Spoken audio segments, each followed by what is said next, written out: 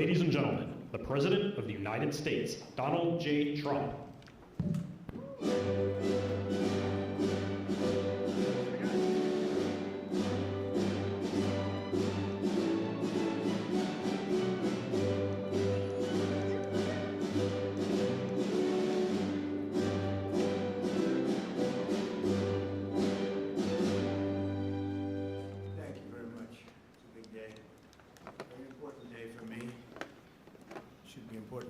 Including the media, but they don't really cover it fairly, I will tell you that. It's shocking.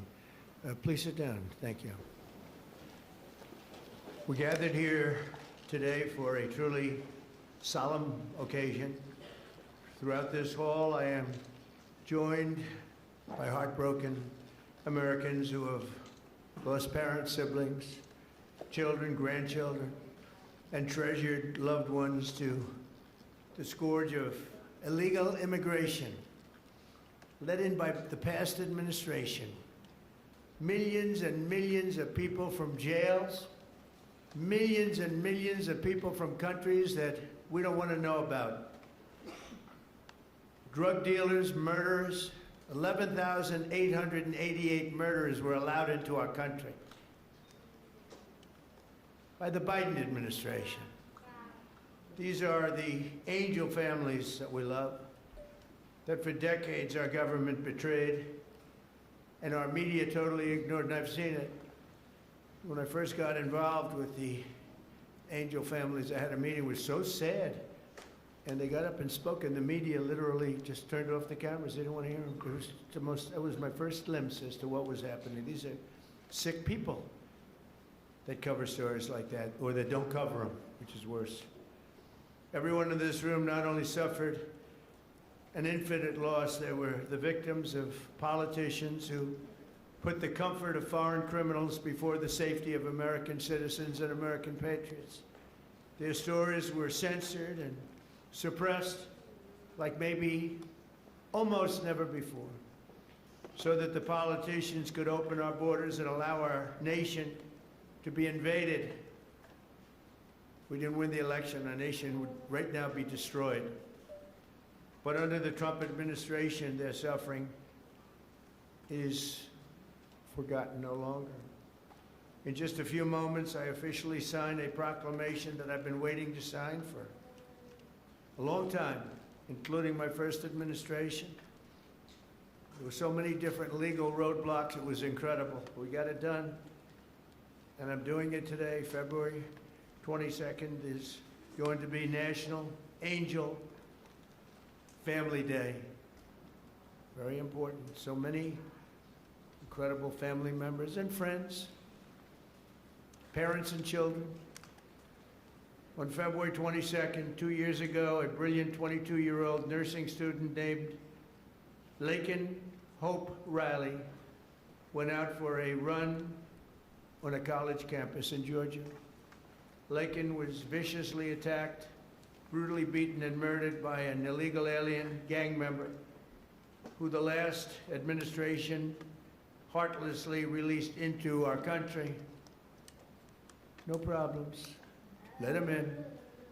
They let in everybody. They didn't check anybody. They let in everybody. Among the first bills I signed into law after taking office last year was the Laken Riley Act. So proud of it. To ensure illegal alien criminals are rapidly removed from the United States of America. If that's okay with the media. That bill has already been really playing a big role in the life of our country. It's resulted in over 21,000 illegal alien arrests. 21,000.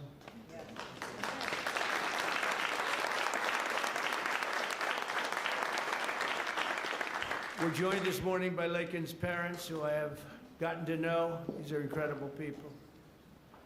And I want to ask Laken's mother, Allison, to please come forward and say a few words, please.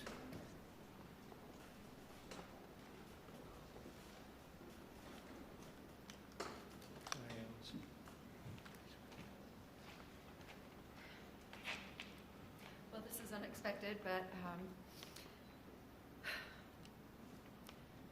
I think that a lot of people feel like that President Trump is maybe different than the version I've gotten to know. And I just can't thank you enough.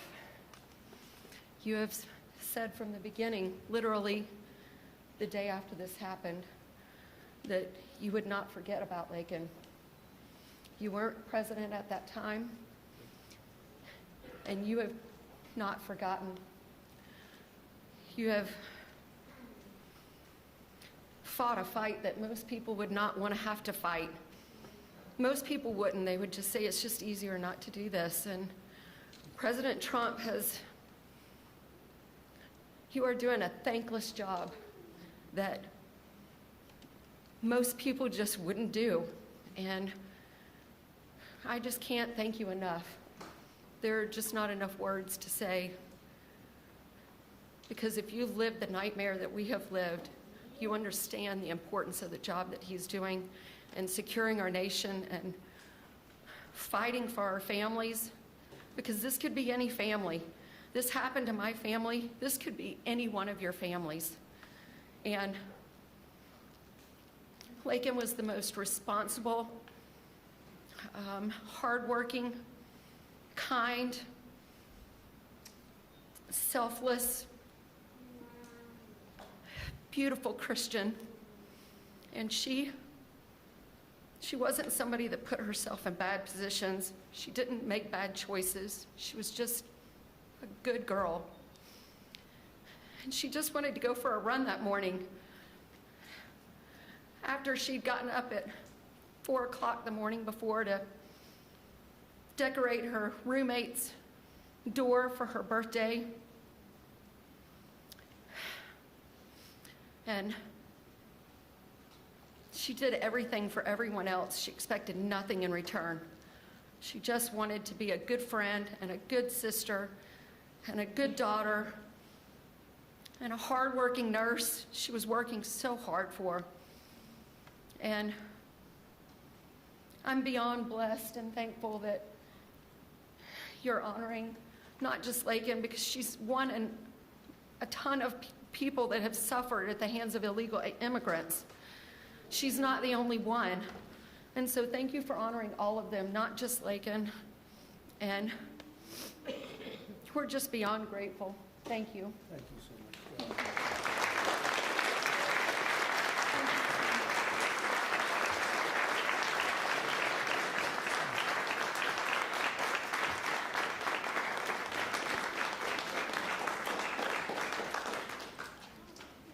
Thank you very much. Amazing, Allison. You have to go through this. Doesn't get that much easier, does it? Right? Even with time. It's been a while now, and it doesn't get that much easier. But I want to thank you for your incredible courage. We're all courageous in a sense. Everybody in this room is courageous. And we're willing to tell the story, and that I don't know why the news doesn't want to hear it. The Democrats don't want to hear it. The radical left, they don't want to hear it. What's not to hear? We want to stop murderers and criminals from coming into our country. I watched the mayor of Minneapolis. I watched these people saying, we want to protect murderers. I don't get it. Something's sick. They're sick. Can't have a country like that. So we appreciate the bravery of everybody in this room, actually. And Christy, I want to thank you, and I want to thank Tom in particular for, we have a border that's 100% closed now. 100%.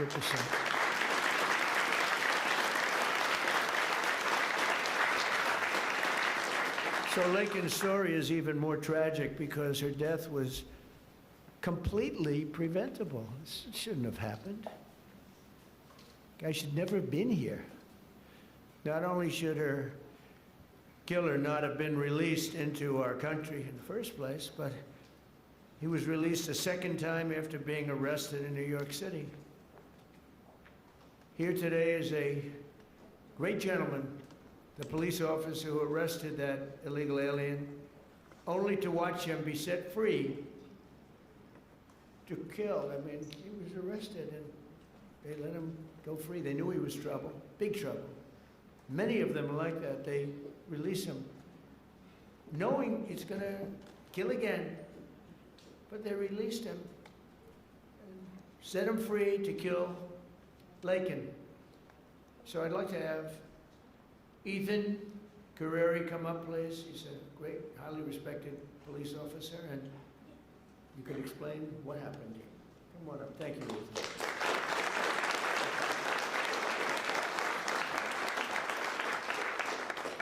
Mr. President, it's an honor to be here today, and it's an honor to be speaking with you guys. My name is Ethan Carreri. I'm a police officer in Palm Beach County, Florida, and a former New York City police officer. While serving the New York City Police Department, I personally arrested Jose Ibarra for endangering the welfare of a child. A few months later, I saw his face again in the news after he viciously murdered Laken Riley. I did my job. I put him in custody. The system failed. No detainer, no accountability, no deportation, and an innocent American life was taken. If you enter our country illegally, there will be consequences under this administration. The American citizens must always come first. To Laken Riley's family, your loss should have never happened. We owe it to you and every American family to enforce our laws, secure our border, and protect innocent lives. Mr. President, thank you so much for having me here today, and thank you for all you've done for our country. Thank you. Thank you very much. I notice you left New York to come to Florida. In a way, it's too bad, right? Couldn't take it anymore. They don't let you do your job. But thank you very much, Nathan. It's great, highly respected person. I have to do a little checking before I introduce people, otherwise I get in trouble. Sometimes I introduce people and they say, sure, do you know this or that? But you checked out very, very well. Wow. Stories like Laken's are one more reason why my administration will do everything in our power to end the scourge of sanctuary cities once and for all. They protect criminals. Why do people find they protect criminals with a vengeance? They fight for these criminals like murders. They're protecting murders. They fight for them so hard. There's something wrong with them. We're joined today by so many angel families who are grieving a terrible loss. They've gone through hell. Steve Ronnebeck was the father of 21-year-old Grant Ronnebeck, a beautiful guy, who was shot and murdered by an illegal alien while he was working behind the counter of a convenience store in Arizona. He was working behind the counter. Steve, would you please come forward? We'll talk about your boy.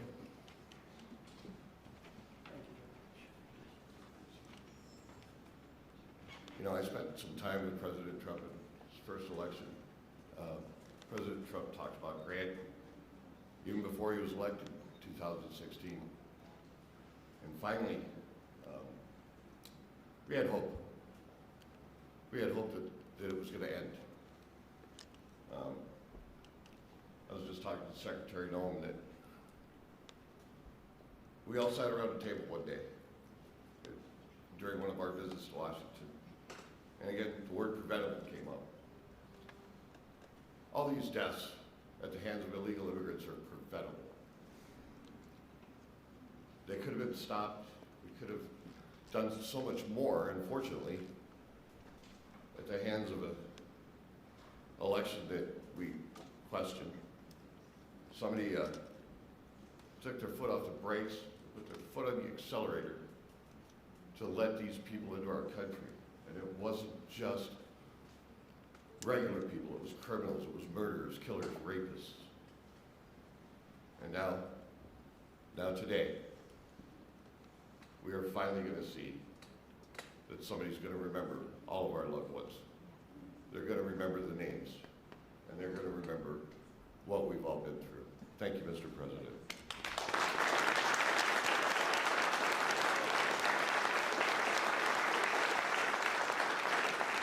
And think of it, I'm not talking politics, I'm just talking life. If that election, it wasn't rigged, it was a rigged election by millions and millions of votes. a guy that never left his basement. It was all run by crooked people. COVID was a little bit of a shield. We had a lot of things going on. But it was rigged by millions of votes. We did great in that election. If that election wasn't rigged, every single one of the people in this room right now would not be here. You'd be home with your son, daughter, family.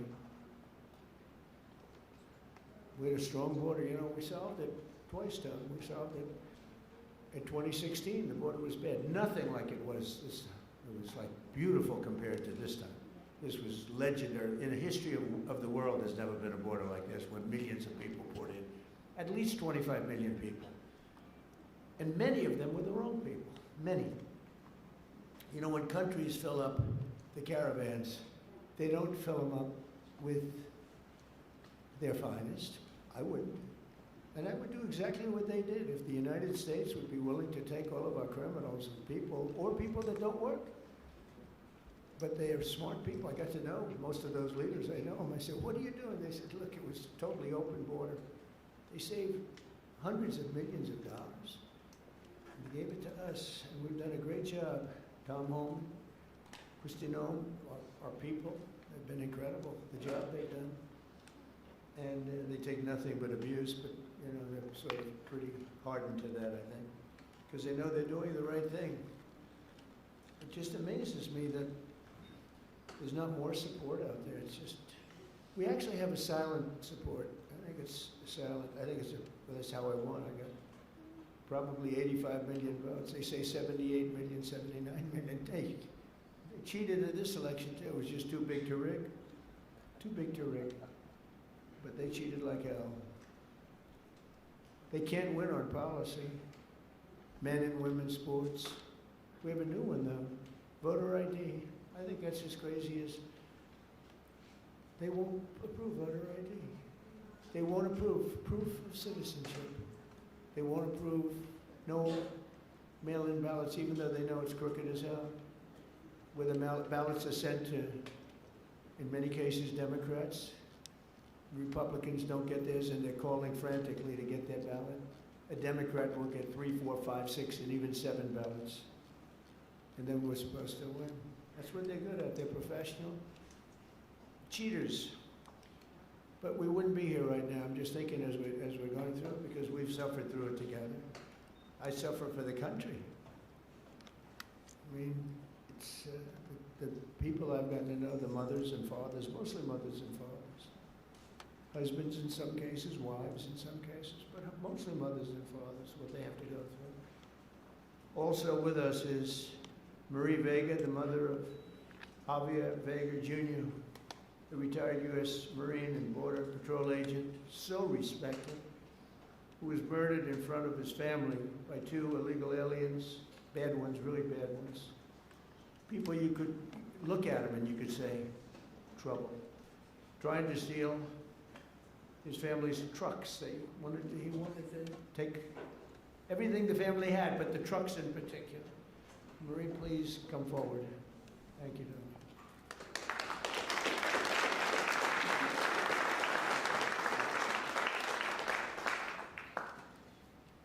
President Trump, on behalf of my family and I, thank you for hosting this beautiful remembrance in honor of our loved ones who were killed by illegal aliens. As you said, August the 3rd, 2014, my husband Javier, my son, Marine and Border Patrol agent Javier Harvey Vega, his wife, 2 of his sons and a friend, and I were fishing in Santa Monica, Texas. Within minutes of settling in, we were ambushed by 2 illegal aliens with many priors. Without warning, they jumped out of their stolen vehicle with guns that were not supposed to be in their possession in an attempt to steal 2 4-wheel drive vehicles. While trying to defend us,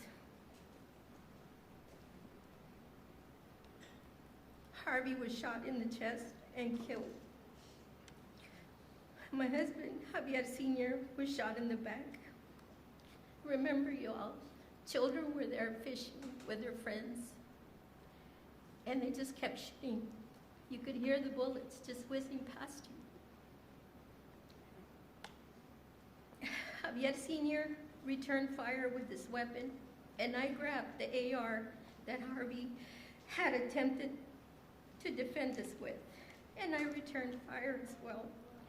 Had we not fired back, they would have killed everyone there, including the children, so that there wouldn't be any witnesses. And they killed an amazing man, a loving and honorable dad and husband.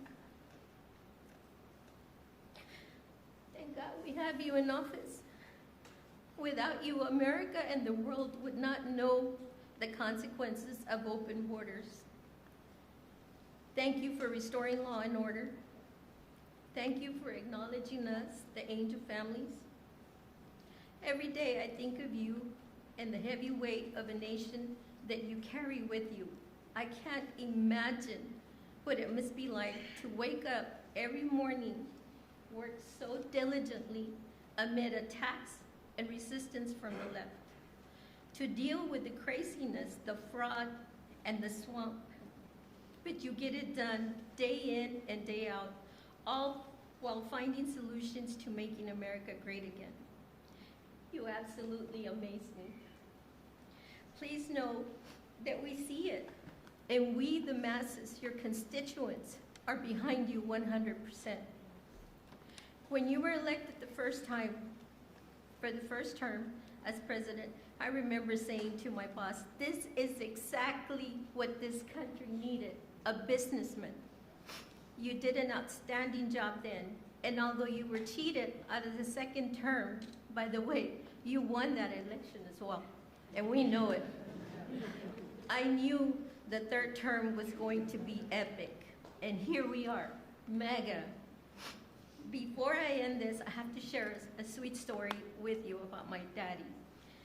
He absolutely hated the way people treated you and attacked you. On your third run for office, he said to me, "Mijita," which means my little daughter in Spanish, "Can you check to see if I'm up to date and still registered to vote? We need to make sure President Trump gets into office."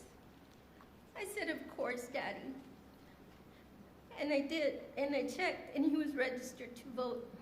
We lost a great man, April the 3rd of 2025, and that would be my dad. Again, thank you for everything.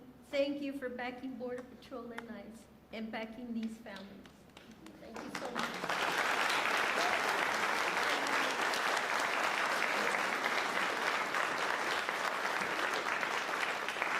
So beautiful. You know, I was thinking as you were saying that running again for a third time after having gone through what we went through the second time, which was so horrible. So much cheating, so much deception and viciousness, and you could see what they were going to do. And I'm here now, and it's a much more powerful term than my second term would be, and much more powerful. And one of the reasons is everybody sees how bad they were. And I had to go through, and I still do, fake stories, fake polls. And I had polls for the election that showed I was going to get swamped, and I won in a landslide. They were fake polls because polls are tough. You know, when you get a fake poll, I get them today. I saw one today that I'm at 40%. 40%. I'm not at 40%. I'm at much higher than that. I mean, I'd love to run against anybody. The real polls say you kill everybody. It wouldn't even be close. But you go through the fake polls, you go through the fake stories. And I said, you know, it was good because this is really a much more powerful term than I would have had if I had run, because it was just one of those things. There would be nothing to compare it to. And now they compare it to Biden and that horrible, horrible administration. And I mean it, it is more powerful. Our military is much more powerful. We rebuilt it mostly in the first term. Then they gave away a chunk of it. And as much as it was, it's very small relatively, Tom. But we gave it to the Taliban. Just walked out. We could have taken it with us. They said, oh, I think it's cheaper to leave the planes. Just put a little jet fuel and fly it to a neighbor or fly it right home. Sir, I think it's cheaper. I think we'll save money by leaving a $150 million jet on the runway. These people are crazy. But I said, and I've said to a lot of people, it's much better what happened, but not for you people, it's not. And then I go back and say, but I wish it didn't, because every one of your loved ones would be alive today. Everyone in this room, I think, maybe there's one where it could have sneaked through during our term, but I don't think so. We had a very tough border. We had we solved it in 2016, and we had a very strong border.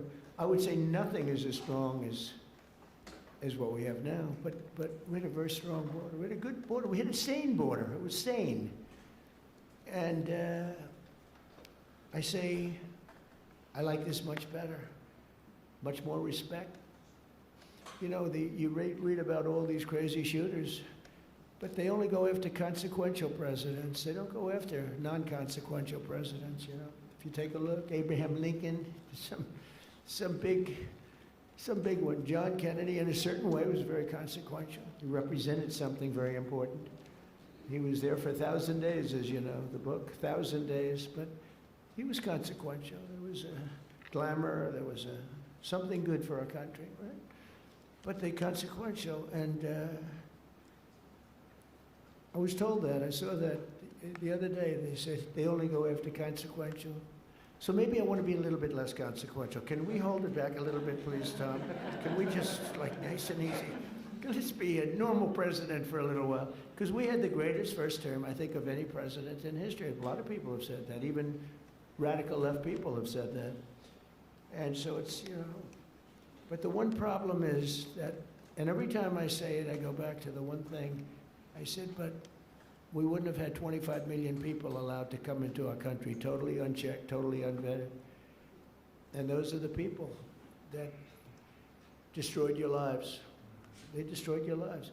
They wouldn't be there. So I always say, I like it better, but there's one thing I don't like better, and that's what they did. Because I think that's the single biggest problem. He gave us inflation, highest inflation we've ever had. I solved that. Right now, inflation's at a very low number. How about gasoline? I was in Iowa, $1.85 a gallon. I solved that. I did a great job with that. Prices are coming way down, and I'll get them down further. But Christ, no matter. By the way, if I came up with a cure for cancer, they would say he should have done it years ago. There's not a thing I can do where these people are going to give me credit, and that's okay because we won in a landslide, so the people understand.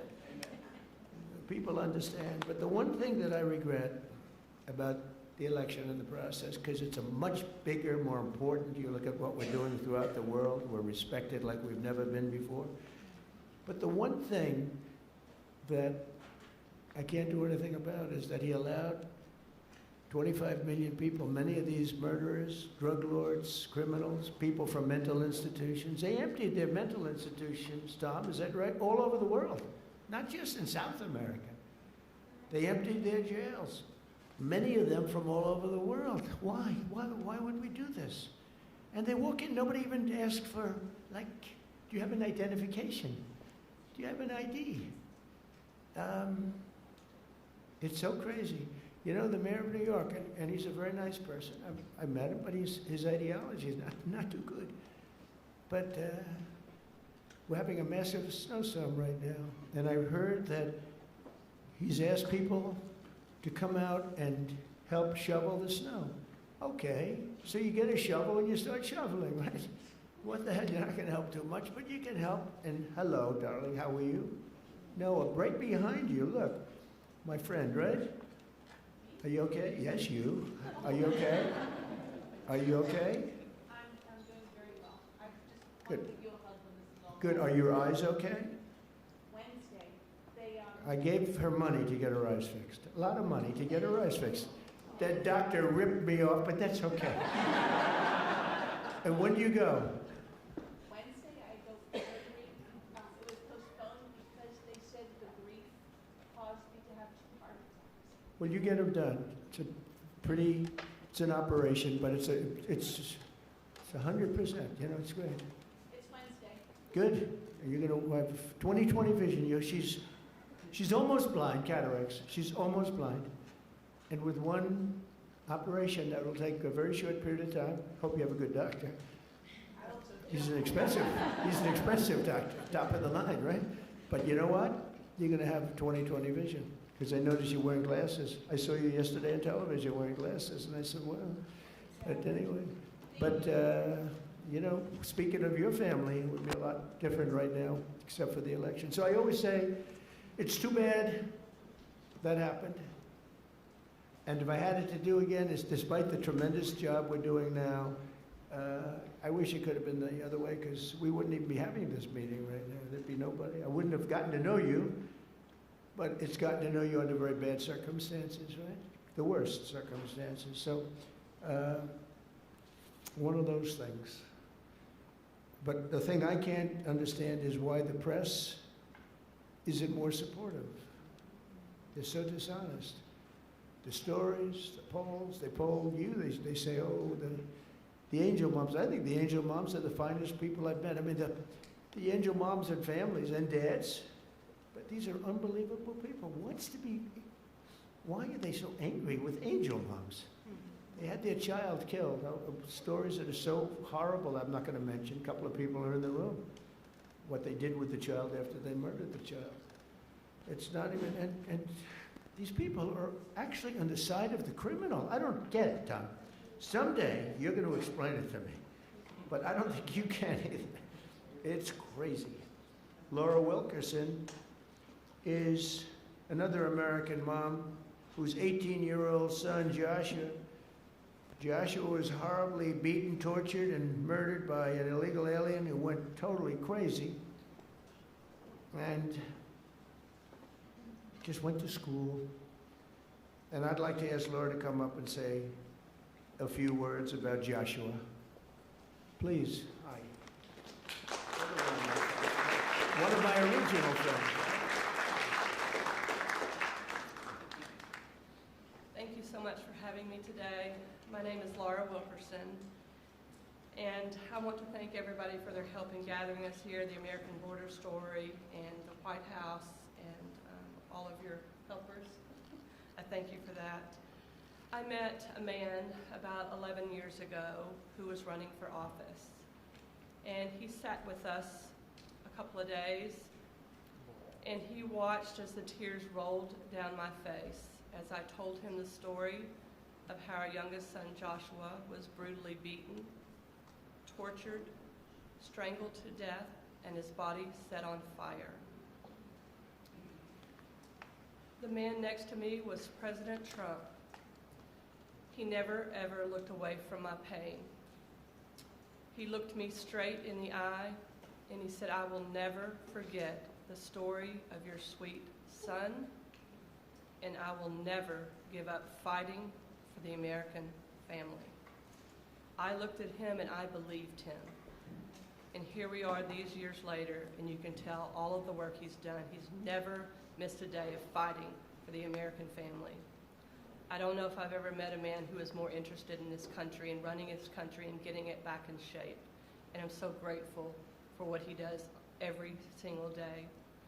I can't even pretend to understand the spiritual battles that swirl around the office of the presidency and the man who owns that office.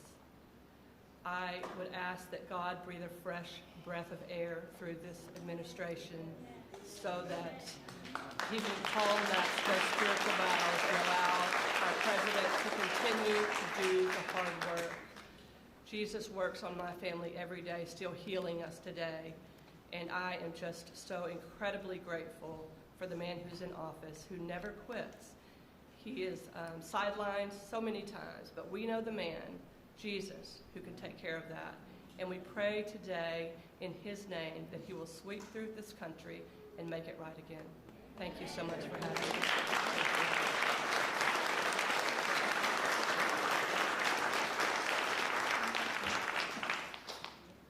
Oh, I just want to thank you. It's amazing. The words are so beautiful, so beautiful. I get introduced often, and I'm getting introduced by people. In many cases, they hate me. And they don't give me nice introductions like that. But all we're doing is the right thing. It's sort of simple, right? It's sort of simple, and but not simple for you. And that's when I was running, actually. That was before I won. I didn't know if I was going to win or not. I was running against 17 politicians. You knew. I knew. That's, But no, I never forgot that. Jody Jones is a loving brother who's cherished. Sibling Rocky was killed by an illegal alien real monster, who went on a deranged crime spree after being released from prison as part of a California sanctuary city policy. Jody, please come up. Thank you.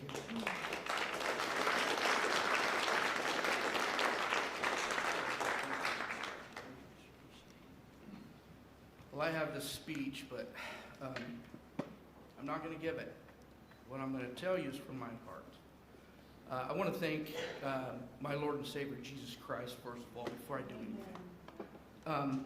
I want to thank the American Border Story, and I absolutely want to thank President Donald J. Trump. Thank you, sir, for putting America first, and putting these angel families first, and letting everybody know their stories, because we matter. Thank you, sir. My brother Rocky Jones was murdered by a criminal illegal alien. He was simply at the wrong place at the wrong time. This man was arrested, released, and within 24 hours, he went on a shooting spree in Central California. Unfortunately, my brother was in the wrong place at the wrong time.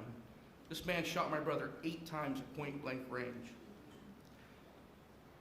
I pray that no other family has to go through that. Unfortunately, they will.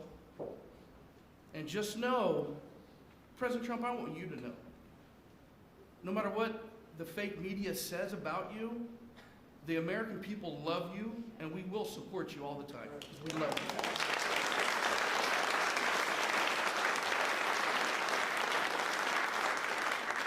I'm sick and tired of hearing these Democratic politicians stand up on these podiums and say how sorry they are for seeing these criminal illegal aliens being ripped apart from their families. What about us? What about the American family? What about us? We mean something too. And this man right here understands it. I was listening to Grandma Cook, and she said thank you to President Trump. And I love that lady. I don't even know her. I just heard her. I just got the fire inside of me. I'm like, wow, that's an American. I love America. I want you guys to understand this. Americans are not racist. We're not xenophobic because we want a safe America and we want to put Americans first. This man's not racist because he wants to put Americans first. Are you kidding me? I know you guys hear it all the time, but we are not. And I'm going to tell you something. I love America. I love Donald Trump. I love my family. And by gosh, I love America. Thank you very much, Donald Trump. President Trump, you are the man.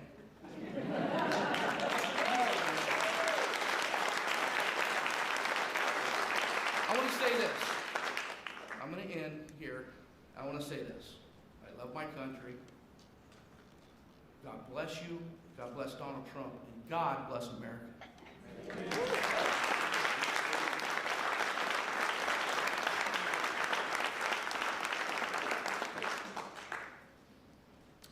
Thank you very much. It's incredible. I want to now introduce somebody that I get to know pretty well. We just had a little discussion. Wonderful mothers, Patty Morin, who lost her beautiful daughter Rachel, and Tammy Nobles, who lost her daughter Kayla. Your daughters would be unbelievably proud, and they are as they look down. I'm sure they're looking down. And they'd be very proud of you, and they're thanking you right now for your courage. You've gone through a lot, I know you. And I just have to recognize some of the families. I mean, the families that are here this morning, I know many of them, not all of them. And you know, it grows at a pretty strong level, nothing like it was in the past. You remember when, during the campaign, Biden would say, and then I guess Kamala's the same thing, same ideology, same level of intelligence, I think. But she would say, and he would say, no, it's wonderful to have the people come into our country. These are fine people, these are nice people, and they don't commit crime. And I called Tom home and I said, what's the story on that? Because I think they're really violent. And Tom would say, these are the most violent people in the world. They're coming in. These make our, I remember you said, these make our criminals look like choir boys. And you know what? You were right. You were right. But I want to thank those two people because what they went through. And I want to recognize all of the families here this morning who have lost loved ones, a lot of families. Thousands are not here, and they're feeling just the way you do, sad. And continue to fight. You know, they say time helps, but I've seen some people, and the time isn't really not helping that much. Time, they say, it heals all wounds, but it's not. Do you feel better now, or the same? You got to feel a little bit better. You got to let it, but it's not like the phrase, wonderful phrase, time heals, like everything's good. Excuse me? We feel good that you're here now. Yeah, yeah, I know. We'll continue to fight, though, and we'll stop this horrible situation, and we have stopped a lot of it. A big thing, you know, you saw that murders are down for the most in 125 years. This is before my father was born in 1905. 5 years before my father was born. My father was great. But, so in 1900, 125 years, the murders, the lowest rate. You know why? Because I closed the borders, and we got a lot of people out. It's not just closing, we got a lot of people out. Washington, D.C. is now a safe. So we don't want to close the borders for them. We got a lot of them out, and we got many of the worst ones out. Go for them first. But I want to conclude by reading part of a letter I received earlier this year from two heartbroken grandparents who will never again see their 8-year-old granddaughter after an illegal alien ran her over with his truck purposely. They wrote to me, we are hurting so badly, and now know that the hurting in our family will never go away. It never, ever will go away. We're not seeking notoriety. We don't care about press coverage, but we do want our girl to be remembered. We want people to actually know how preventable this murder was. And lastly, we want the American government to be accountable to its citizens. True, they should be accountable for what they did. That's my administration, and I will tell you, fighting, and we're fighting so hard. All of them, everybody together is fighting. We're putting American citizens first. We're defending American lives. And we're fighting for every angel family. Angel families are beautiful families. They're beautiful families. That was my first, early on when we first met, that was my first, I didn't know about angel families, you know. I never did this before, right? I was building buildings and things. But I said, I can't believe it. My first meeting, they were so angry at the press, at a mom who lost her daughter so violently. Right? You might have been there. The first meeting, I said, this is strange. What's going on? It was anger from the fake news. But the angel families, I realized very early on, I never changed. I could see how you've changed them. You know, you have to go through this stuff. But never changed. I thought they were among the greatest people I've ever met. I've met the heads of countries. A lot of them aren't so nice, but you know, they do have some power. And we've done very well with all of those people. But among the finest people I've ever met are the people in this room and people, many people outside of this room. I know many, many more than just in the room. But we restored our border, and it's now totally secure, and our country is at the safest level it's been in many, many years. How could anyone possibly say we want open borders? Knowing, especially, let's say you did that because you're foolish or stupid or something. And you did it, but after a couple of weeks, you're going to know that the people coming here, if you're running a country, you want to send your bad people out. That was the way I looked at it. I didn't know anything about it. I ran for office, but I have a lot of sense. And I said, well, open borders is no good because if I'm running the country nearby or far away, I had no idea how far away. They came from the Congo in Africa. They came from all of them, not just South America. Congo let vast numbers, hundreds and hundreds, probably thousands of people out of jail. They brought them through Mexico and they dropped them into our country.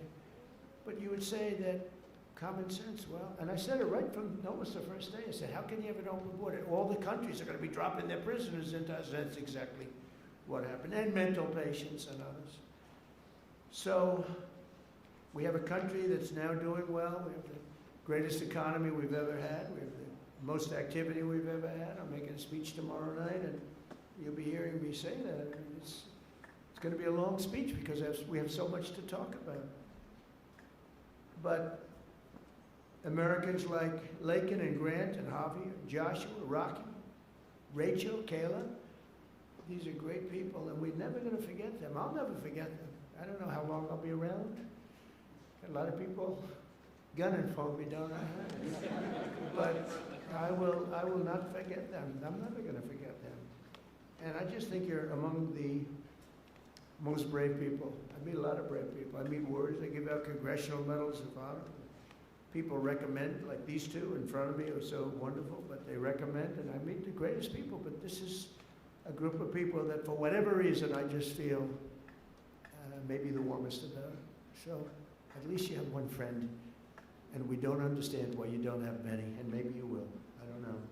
So I'm going to go sign the proclamation, and then we're going to sit in the audience. I'm going to sit with you for the reading of the victims' names, and I'll then depart to a song sung by our incredible, talented military, Amazing Grace. Okay? Sound good? Now we can have some of the families come up, some of the people come up. You know who you are. And come on, you can stand around. I don't use an auto pen, so you can watch me actually sign.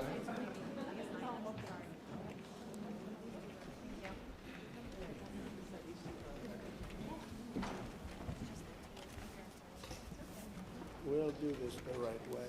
Do you have, I want to give coins to the family, okay? Could I? have one for you, and I couldn't bring anything inside. No, Secret Service, well, you'll get it to me. Say hi to Trump. Hi, nice. My name is Emma. Oh, hi, Emma.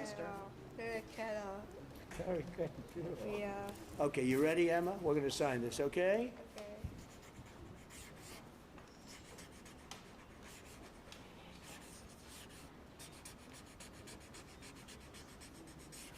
Okay, that's a good one. That's a good one, yeah.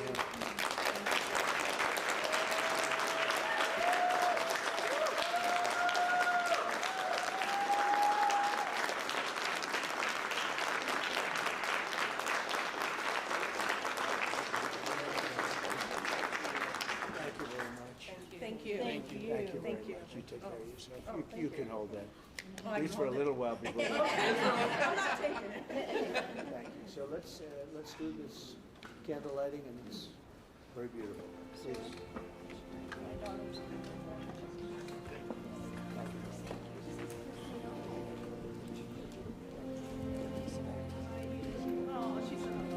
I can't tell you how much I love you.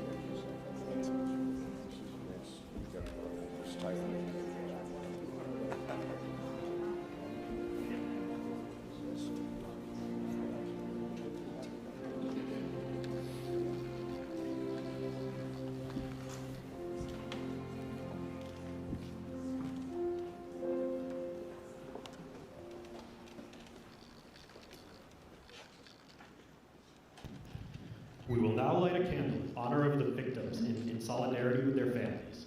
Following the lighting of the candle, the names of the victims will be read aloud so that their memory may be honored.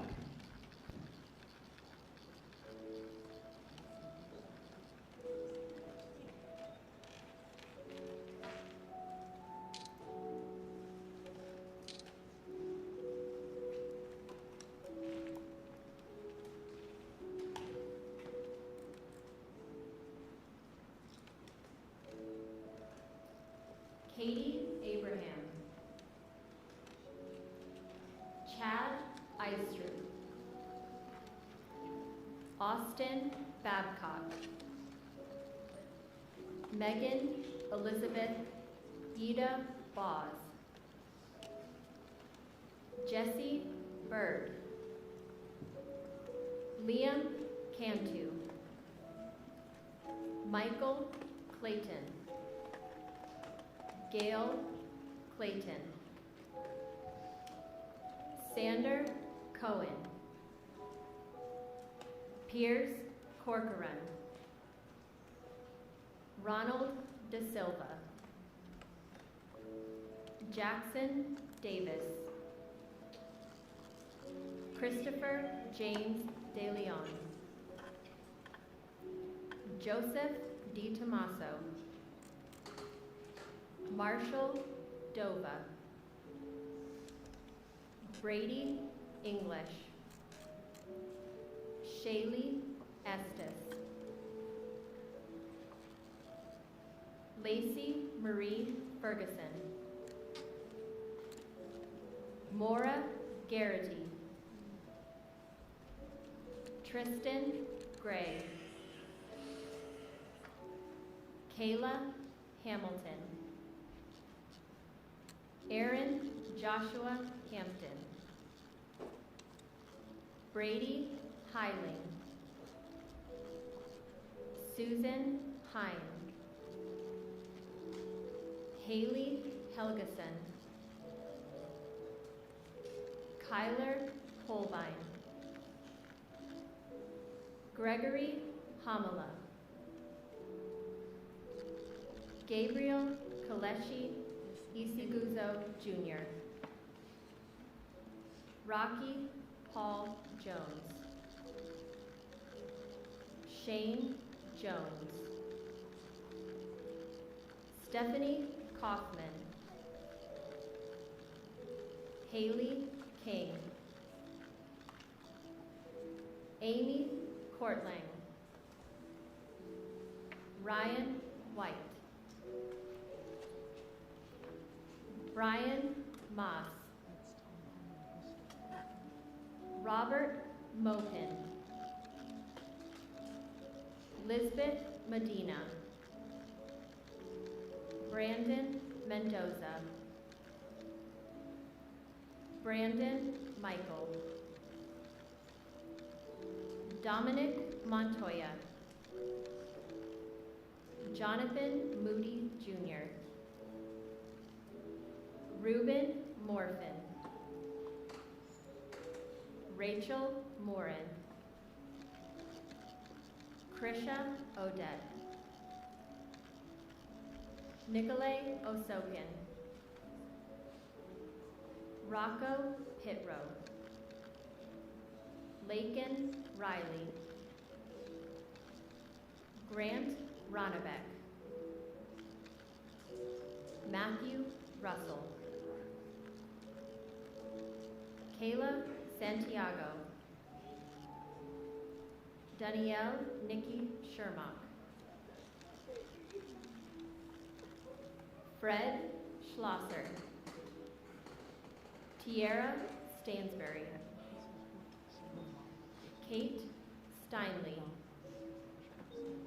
Joseph Story. Timmy Tarnowski. Brian Terry. Anya Bartholomew. Javier Vega Jr. Joshua Aaron Wilkerson. Carlos Wolf. Joseph Zhang Jr.